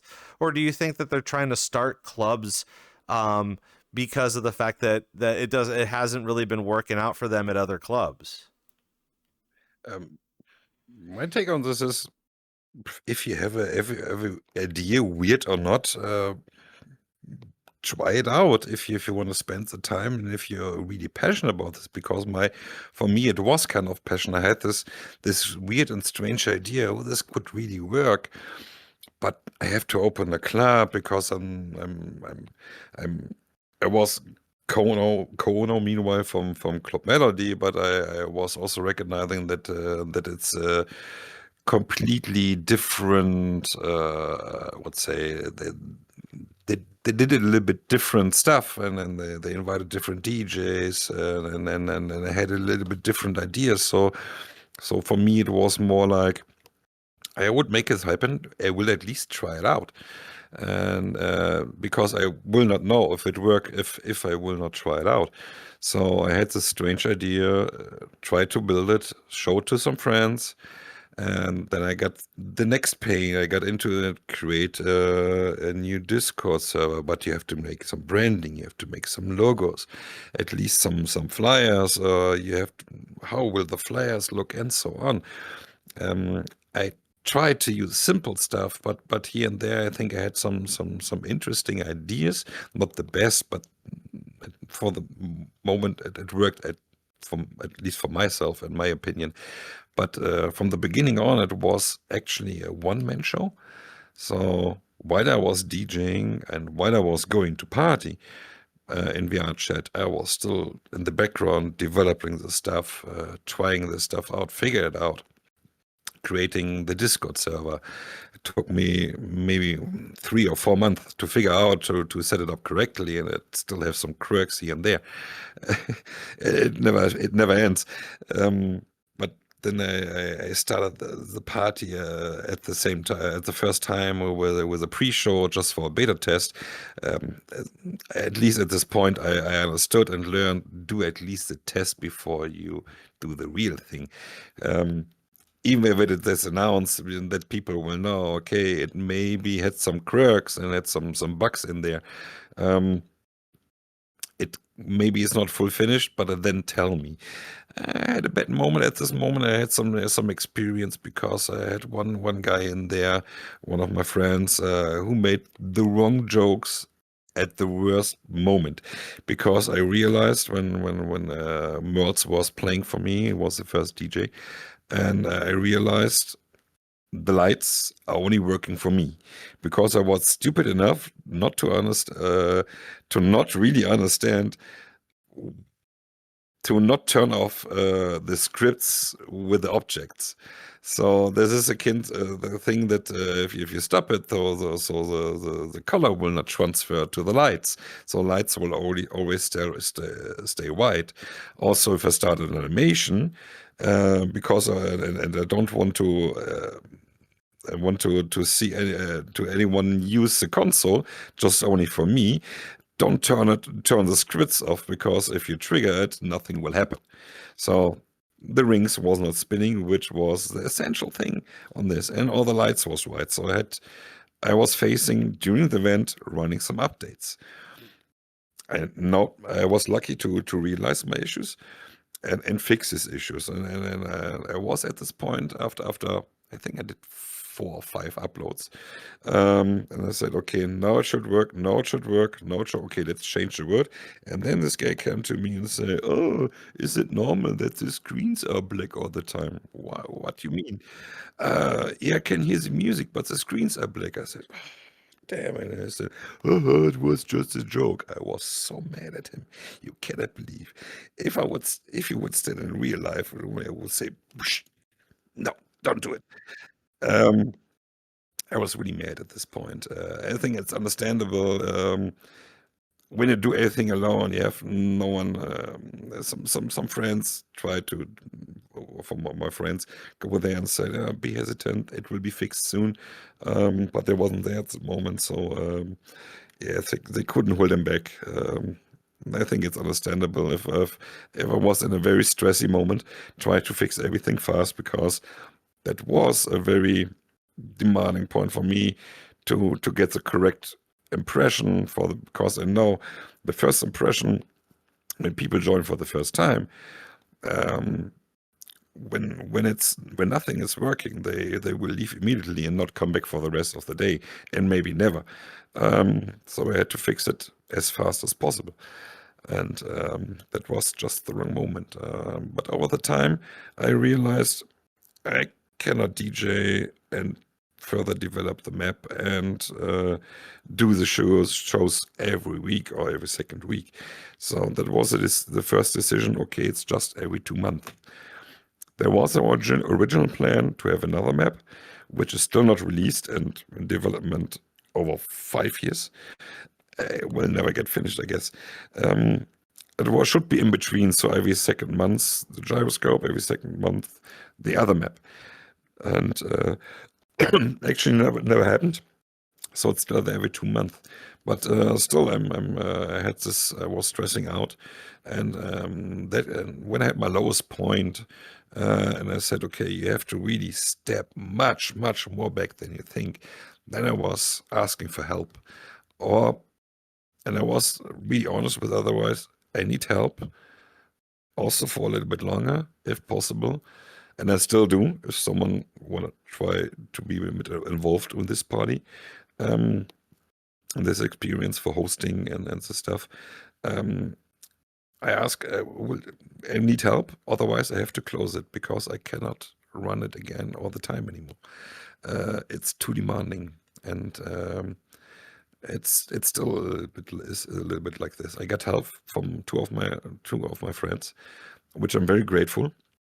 That they help here and there, but meanwhile I get some more energy back, and then I could possibly theoretically run it by myself again, but I realized at this moment, the first time when I get some help, I just can be a little bit relaxed, enjoy every second, or almost every second of this party, my own party I'm doing at this point. I could never do this before. I was constantly in action, because I'm in the background. I'm still running the stream with automatic camera to also give the DJs the opportunity to have their own video on demand later for YouTube. Because I think not every DJ can do this or have the capabilities, depending on the PC or whatever. So that's one thing I want to give them back, but it's quite demanding for one person alone, for sure. And these are all really helpful tips and tricks as well, because again, while there's a lot of people that want immediate fame, they want immediate limelight, they want to be able to do everything. It does take, it eats up a lot of time. And in VR, and I don't want to even say it has anything to do with age as well, but as you do get older, time tends to slip a little bit further and further to before you know it's the end of the day and you're going to bed and you're like, did I do anything? Did I, So do you think? yeah, all the things that I've done and was able to accomplish, did I fully get everything done that I wanted to? And in here too, again, it's not even just a matter of being the was it the trade master of everything. You want to be able to focus in on some things that you're very passionate about and have a lot of skill in. You know, when you're a DJ, you do learn all the little all the tricks and trades and stuff of learning the skills of how to DJ, and being really good at it is really great, and building a brand with it's really great. But that doesn't necessarily mean that you have to get into everything like VJing and club creation, or even creating your own club where you're managing and promoting. And that's a lot of work for a lot of people. And just as we've had many guests on here before that say, you know, getting paid while doing something fun in here is very challenging. Not everybody in here is able to get paid to do the fun things that they enjoy to do, and everything is kind of a hobby. So you do have to take a few steps back to realize that, you know, while you do have these passions and you think you can do it all yourself, having a team by your side really does help out with a lot of that as well. Extremely. Because I think you now get a roughly idea that I almost do everything on my own: VJing, DJing, having some parties, try to leading a community, manage the DJs for the event, and so on. I'm constantly doing in the background, even when I'm at work, where I should normally concentrate on my own stuff. I'm sometimes every little time I have free, like my lunch break or so, I try to check my socials or for new messages in my DMs, and try to manage this, and then going back to work after it immediately, knowing that you have a lot of work to do in the evening, and it's for all as one person. That can be very demanding. It don't have to be. If you just do one thing and concentrate on this, it's less demanding. But I mean, you know, got a rough idea what I'm doing in VRChat, and it's a little bit much more demanding than the average DJ or the average club owner. Now, as we got a couple more minutes left of the program here on VRCDJ Live, we're here with Dinjo. Oh, really? And yeah, if you this is what Time is running. Hey, you're a very passionate guy. You're I know we earlier this morning you were just like, "Oh, I'm ready for the 4-hour program," and I'm like, I mean, if you want a 4-hour program, My voice is saying already. You should already know how we're doing things here. But we have just a few more minutes here, and I kind of want to brisk on the topic a little bit about the future of Dinjo. Again, as we were kind of explaining how, again, your passions with DJing and understanding the economy in here and how active you want to be, even considering that the fact that you have the D series. Have you we're pretty much halfway through the year. What is the remainder of 2025 is looking for you in VRChat? Is it going to be mostly DJing? Or are you going to be kind of focusing more on the D series? What are we looking forward to with some of the passions that you have in here? I still try to keep up with my every 2 months in my D series gyroscope event. Also, I will try to make maybe 1 or 2 special events in between. They will be a little bit maybe less demanding. I mean, last time I did a May Day special. We have on the last day on April, we have in Germany a big party which is called May Day. Which was originally for saving a radio station, but it was actually on the last day of April to celebrate into the May. That was the main idea, but it's just the party which is left. The radio station never survived and never had a chance, unluckily. But I made this kind of special, and it was just some quick edits. Invited all of my friends and say, hey, let's do the thing, let's do it in this style. What's your opinion? Who is in? And they ran out my DMs immediately and said, I want, and I know this guy, and I know this guy, and I was all interested. That's the easier parts, especially when you have all your friends involved, which they're all very professional. They know what they're doing. You have all the links already, or maybe more or less. So you just open the instance, put in the link, and let it run. Even if you're not there because you're on the toilet at the moment, the DJ in and said, "Oh, I know where the player is. Let's go. Let's do it like this," and they do it by themselves. Doesn't matter. And I'm very grateful that I have so many friends that can do like this, and are also very passionate about this. And I will try to do this stuff. Also later in this year, like you mentioned, we have our Devotion Festival in the end of August. I literally forgot the date. Sorry, Lord, if you're in the chat, I see you right there. I totally forgot the date. Maybe you can write in chat what date it is, Lordy, so the people will know.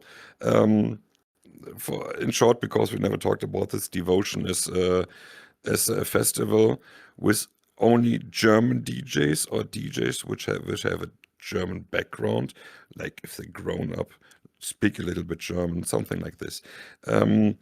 But the party is actually for everyone, and the idea is to also show some interesting places which we have in Germany where we can party at. The first one, obviously, the best one we had was Berlin with a Love Parade, very famous since 1997. Still in the new edition continues. That's what you see the next. And we will have definitely a very interesting topic for this year.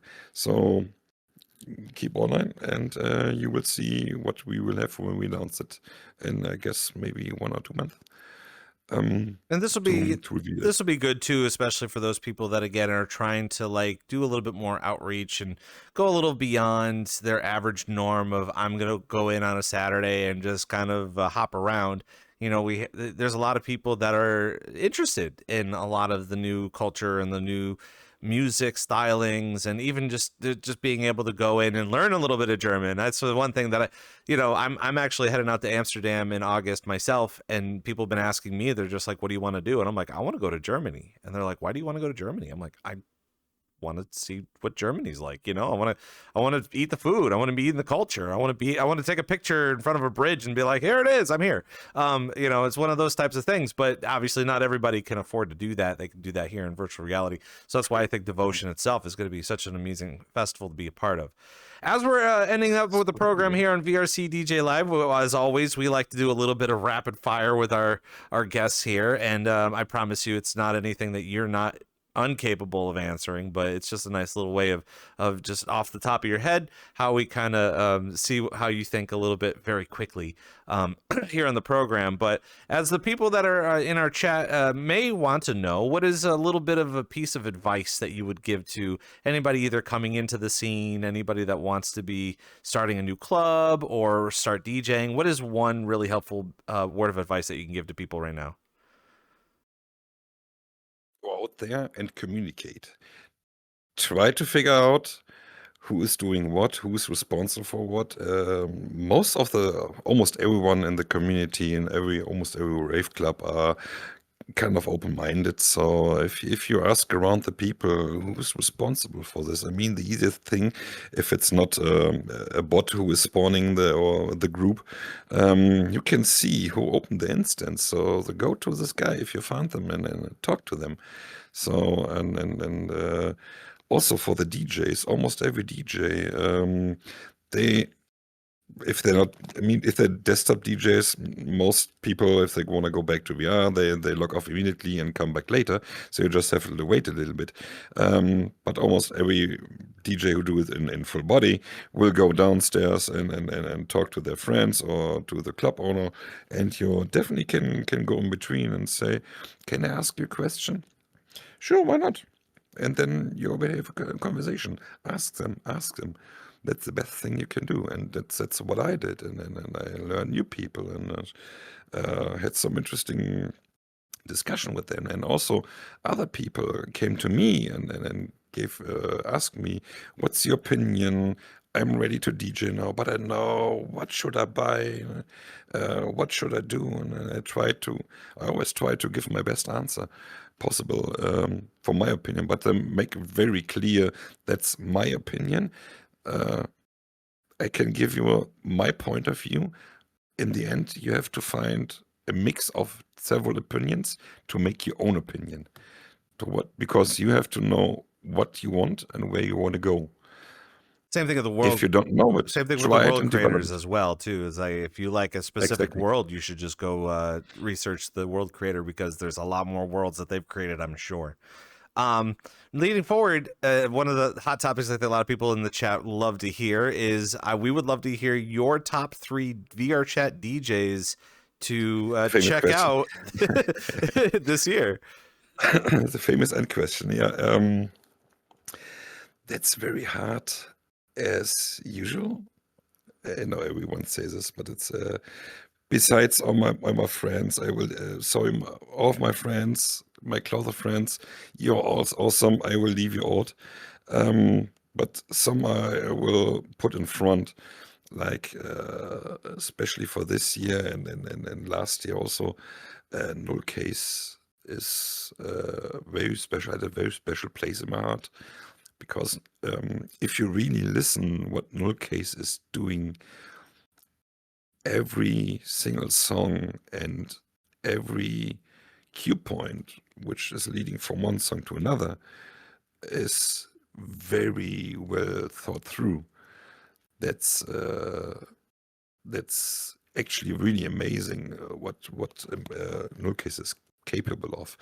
Have a very, very good experience, and also played on my last birthday.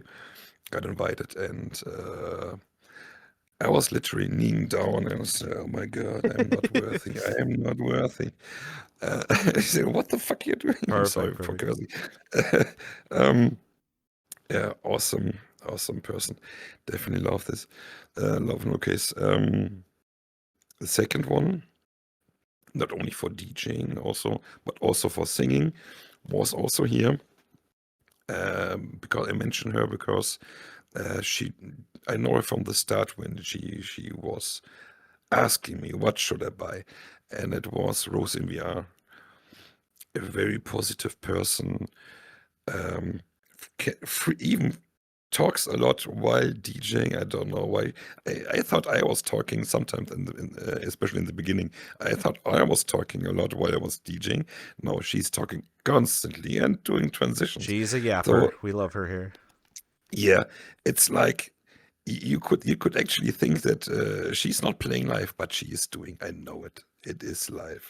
She reacted immediately to this and said, "I can do this." And it's amazing how she's doing it. Rose, I really love you. It's amazing to see your development in this much. And for person number 3, I was struggling the whole day thinking about this because I know this question was come, but it's very hard to decide, actually. It's maybe rude, but I think I will stop here. I will leave it with 2 person because I could easily scroll my list and I just could tell you names for the next 30 minutes. Or either that, or you All could just be amazing like, everyone's a good DJ. Everyone in chat, you're a good DJ. Make everyone feel No, happy. no, I really mean it. It's like everyone I have on my friends list and with DJing have a place in my heart at some point. So they are always special in their own way, and yeah, It's also equally definitely important to be able to amazing see all people. those DJs too, especially when you come in here either Thursday, Friday, Saturday, Sunday, coming in and seeing the new talent as well, because you never know who's going to be your next favorite DJ. Yeah. Before we get on out of exactly. here, how can we find Dinjo on social media?